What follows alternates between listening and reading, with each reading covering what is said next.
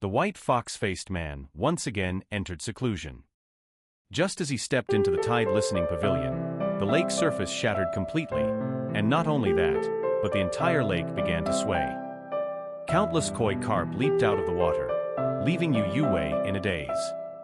The Shuangwen Academy teaches a variety of subjects, but strictly prohibits any mention of ghosts and deities. However, the bizarre spectacle before them, Yu Yue could not believe it was within human capability. Even Jiang and I, who was accustomed to the sight of thousands of carp leaping towards the sky, frowned deeply, unable to fathom the reason. Su Fengnian pondered for a moment, cursed under his breath, and threw away the cucumber he had bitten down to the end. Old Huang, the horse groom, with his hands tucked into his sleeves, trotted over, presumably to join in the excitement. This old servant held a special place in the royal mansion.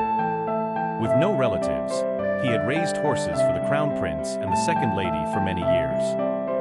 Even the gloomy housekeeper, Shun, would slow down and nod when he saw Old Huang. Regardless of who he met, Old Huang always had the same simple, good-natured look, grinning with his missing front tooth, chuckling foolishly. Su Fengnian invited Old Huang to sit down, and the lake had already calmed. He ordered the servants to prepare a thatched boat, and took Jiang and I, Yu Yue, and Old Huang to enjoy wine and admire the snow in the heart of the lake. Old Huang wasn't particularly interested. His life revolved around feeding the horses and sneaking sips of wine when idle. Thus he was always cheerful, his old face full of smiles. Once aboard, Old Huang set up the stove, adding firewood as needed. The wine was not the common yellow rice wine, but a local brew from Lingzhou, a new wine from the royal family's estate outside the city. The wine had an unappetizing layer of dregs floating on top, greenish in color and as fine as ants, hence the poor of Lingzhou, who couldn't afford better wine, called it green ant wine. There was no great ceremony around it, but the great pillar of the nation had a fondness for it. The Yi green ant wine Yi truly gained fame due to the second line of the poem Je Brother Admiring Snow, written by the second lady of the Bai Liang royal family at the age of 10. Je green ant newly brewed wine, red clay small stove. This line was highly praised by the scholars of the region and spread widely. Many esteemed literati in the capital were astonished by it, and for a while, there was a trend of warming green ant wine in winter. The king of Bai Liang, Su Shao, had two sons, Su Fengnian and Su Longxiang, and two daughters, the eldest being Su Jihu and the second Su Weisheng. The name Je Second Lady Je held no femininity. She was exceptionally intelligent from a young age, accomplished in swordsmanship, and her poetry was astonishing. She had a profound mind and entered the Shuangwen Academy at the age of 16 to study with Han Guzi, learning the art of strategy. The only minor drawback was that despite her exceptional talents, her appearance was plain, far from the striking looks of the eldest lady and the crown prince. Jiang and I still refused to drink, as she detested the green ant wine and everything associated with that woman, second only to her detestation of Su Fengnian. Yu Yue drank several bowls, and the rest was consumed by Su Fengnian and Old Huang, who drank heartily. At the tide listening pavilion, there was an atmosphere of great tension, as if facing a formidable foe. The great pillar of the nation, dressed in a thick fox fur, saw a group boarding the boat and waved his hand, signaling for 6 or 7 shadow experts within the mansion to step back, with 3 out of 5 guard slaves emerging. Feeling the effects of the wine, Su Fengnian, with bleary eyes, pointed at Jiang and I, then at Yu Yue, and said with a smirk, "You two, in the end, have no real grudges or hatred, yet you act as if you cannot coexist. Kill me? All right, Jiang and I, bring out your divine talisman, and I'll let you stab me. Let's see if the black Kuei armor I wear is stronger than your dagger. How about we make a bet? If you win, the outcome goes without saying.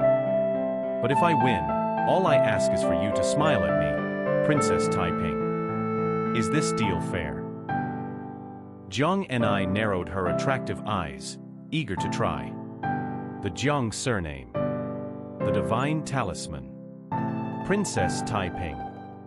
Yu Yue, whose mother was once the emperor's sword attendant, and whose father was a scattered official of Western Chu, accidentally jostled, causing a lazy cry from Wu Meishong in her arms. Su Fengnian discarded his valuable fox fur and opened his garment, revealing the dark blue armor he had been unwilling to remove since his return from his travels, baring his chest. Come, stab me. Jiang and I hesitated, waiting for an opportunity, like a young leopard.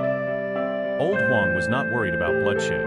The eldest young master had initially suffered from inexperience in the martial world, appearing quite battered, but the more time passed, the more cunning he became. Eventually, she gave up the tempting opportunity and sneered, "Would you ever make a losing deal? I would rather believe in ghosts than believe in you." Su Fengnian quickly dressed and put on the fox fur again, laughing, "Fortunately, I was scared out of my wits, and this wine indeed should not be consumed in excess. Old Huang, let's go back to the boat. We're returning from the gates of hell, having retrieved our lives." Jiang Ni's eyes were filled with regret. Old Huang was delighted, following his young master. After landing, Jiang and I left in anger. Yu Yuwei did not wear the mink he had sent to the courtyard. Instead, she handed over the only luxurious fox fur in the entire royal mansion, casually patting the small head of Wu Meixiang, seemingly casually saying, "You learned the Fengzhou accent to deceive others, but in the banana courtyard, a minor test exposed you." On the boat, another half-true, half-false Princess Taiping of Western Chu enticed your sly tale to show. "Yue, you are truly not suited to be an assassin or a loyal warrior. From now on, just be content as a bird in a cage, a canary. Look, I did not deceive you. Here lies an incredibly beautiful snow scene." After speaking, Su Fengnian shouted the thieves' jargon, "The wind is strong. Let's go," and ran off with his servant Old Huang. Yu Yuwei, draped in the valuable fur, stood still, her figure indistinguishable amidst the snowstorm. In the 6th year of the Qian Yuan era of the Liang dynasty, on the 28th of the lunar calendar, King Su Shao of Beiliang and his son Su Fengnian set off at dawn. Except for Chen Jilai and Chu Lushan, who were not in the ranks, the other 4 adopted sons all followed, accompanied by 300 iron cavalry, advancing grandly towards Jiuhua Mountain in the Kunzu territory. Although this mountain is the site of the Bodhisattvic Siddhagarbha, the Liang dynasty has always revered Taoism and suppressed Buddhism. Moreover, Jiuhua Mountain is located in a remote area, with no grand temples or Buddha statues to worship. The most important thing is that over the years, the great pillar of the nation has deliberately driven away idol believers, making Jiuhua Mountain appear particularly isolated. On the mountaintop, there is a 1,000 Buddha pavilion, and on the top of the building, there is a huge bell weighing 10,000 jin. The bell ringing here is very particular, with 108 rings a day, not more and not less. Morning bells and evening bells, each time with 18 quick rings, 18 slow rings, and 18 moderate rings, repeated twice, totaling 108 in a day, corresponding to the 12 months, 24 solar terms, and 72 climates of the year. Buddhists imply the elimination of 108 troubles. After the death of the queen, Su Shao, who had never taken a concubine in his life, even made up his mind not to remarry, and every year on Qingming, Chongyang, and the 29th of the lunar calendar, he would personally come to the 1,000 Buddha pavilion on the mountaintop to ring the bell twice a day. Before entering the mountain gate, everyone tacitly dismounted and took off their armor. Su Shao and Su Fengnian walked side by side, while the 4 adopted sons, Yuan Zuozong, Yi Shizhen, Yao Jian, and Qi Danghua, kept a certain distance, not daring to overstep. Among the 4, Zhleft Berye is a pioneer general who can take the head of a general in the army as easy as taking things out of a bag, with superb martial arts and excellent military deployment. Yi Shizhen is a Confucian general, good at open schemes, and behind the scenes, he is completely different from Lu Qiu'er, who likes to use side doors and conspiracies. Yao Jian is from a Taoist side branch, proficient in finding dragons and checking the sand. He always carries a worn-out geography green bag classic and likes to squat on the ground to taste the soil in his mouth when he is free. Qi Danghua is the bearer of the Su Character King's flag of the Beiliang Iron Cavalry. As for the first of the 6 sons, Qin Jilai, known as the Little Butcher, his life achievements can be seen in a single leaf in the autumn. That night, the 6 people stayed overnight in an ancient temple on the mountaintop, and on the 29th of the lunar calendar, the great pillar of the nation, Su Xiao, rang the bell 108 times in the morning and evening. Before going down the mountain, at dusk, Su Xiao and Su Fengyan stood on the corridor of the Thousand Buddha Pavilion, and the great pillar of the nation said softly, "After your coronation ceremony, you will ring the bell in the future." Su Fengyan nodded and made a sound. The mountain wind suddenly rose, and the clouds and sea dispersed in the twilight. The mountains and ridges were like islands in the sea, and the mountain wind rose again, and they were hidden in the waves of the sea of clouds, with majestic scenery. Occasionally, there will be more than a dozen mushroom-shaped thick cloud pillars in the sea of clouds, rising into the sky, slowly falling and dispersing, and turning into wisps of clouds, which is a unique scenery of Jiuhua Mountain. Su Xiao reached out and pointed to the mysterious scene and said, "Very few people can maintain the same smooth sailing for decades. Ups and downs are the norm, and the three senior officials of the court with one foot in the coffin are no exception. Your father's glory is the result of countless bold bets, so I am most afraid of others saying that if you climb high, you will fall hard, and I am afraid that if you fall, you will not be able to get up. As a military general, being an alien king is already the peak, and as a civil official, the great pillar of the nation is also the extreme. This great honor, in the 400 years of the Liang dynasty, is very rare. In the father and son's field of vision, the scene is like the waves of the sea, and it seems like a snowball rolling on the ground. The great pillar of the nation's voice was mellow and upright, revealing a unique intensity of the green ant wine. Here are only you and me, the father and son, at most plus your mother in the sky. There are no outsiders. I will speak directly. Li Yishan is right. It is easy to achieve success, but it is difficult to retreat. I have already found it hard to get off the tiger. 3 years ago, the court intended to call you to the capital, and His Majesty even intended to marry you to the most favored 12th princess. At that time, you would go to the capital to be an empty-headed son-in-law, but in reality, you would be a hostage.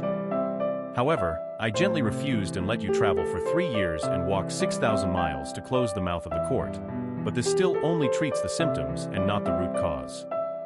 I am waiting, if His Majesty still insists, Su Xiao has been killing people with a knife since he was 10 years old and has been in the military for 40 years, and he has not read a few moral articles. At that time, it would not be Su Xiao's fault for being disloyal and unrighteous. Under the Su Character King's flag, there are 300,000 iron cavalry of Bei Liang. Who dares to fight head-on? Su Fengyan said with a wry smile, Dad, I am not interested in the throne. You are old, don't do the foolish thing of working hard to fight for the world for your son to be an emperor. How silly, even if I became one, it may not be more comfortable than being a prince. Su Xiao glared and said, then are you willing to be a son-in-law? Like that you girl, be a canary in a cage. Su Fengyan rolled his eyes and said, even if I rebel, you can't be the emperor. There has never been a feng shui in the cool place that gives birth to a dragon, and there has never been a person who has unified the world. Su Xiao sighed. Li Yishan also said so. If you are just a waste like Li Hanlin, I don't care. Being a son-in-law is fine. Living under someone else's control, at least it is under the eaves of the palace. Before your second sister went to Shangyin Academy, she said a word to me, which hit the nail on the head. A family appears to be lush and moist on the surface, and the atmosphere is elegant and generous, but it is useless. Most of them are hollow inside, especially worrying about having no successors. The more rich and powerful the family is, the more frightening it is for the children and grandchildren to be worse than the previous generation, which is more terrible than not being able to make ends meet and gradually becoming empty inside. So Dad is not afraid of your extravagance, but Feng Nian, you have given Dad a big problem. You give Dad a bottom. Do you have any ideas to hold the military talisman of Bei Liang in the future? At that time, your second sister will be the military advisor. Huang Manor will charge for you, plus Dad's 6 adopted sons. Even if Dad dies, the 300,000 iron cavalry will not be chaotic and scattered. Su Fengyan asked, what do you think? Su Xiao said, Dad is old, and it's not easy to accumulate such a big family business. You unfilial son should leave a little thought for Dad, right? Su Fengnian said heroically. Well, there's no problem at all. It's just a failure, and I'm good at it. The great pillar of the nations hunched back, seemed to straighten up quietly at that moment.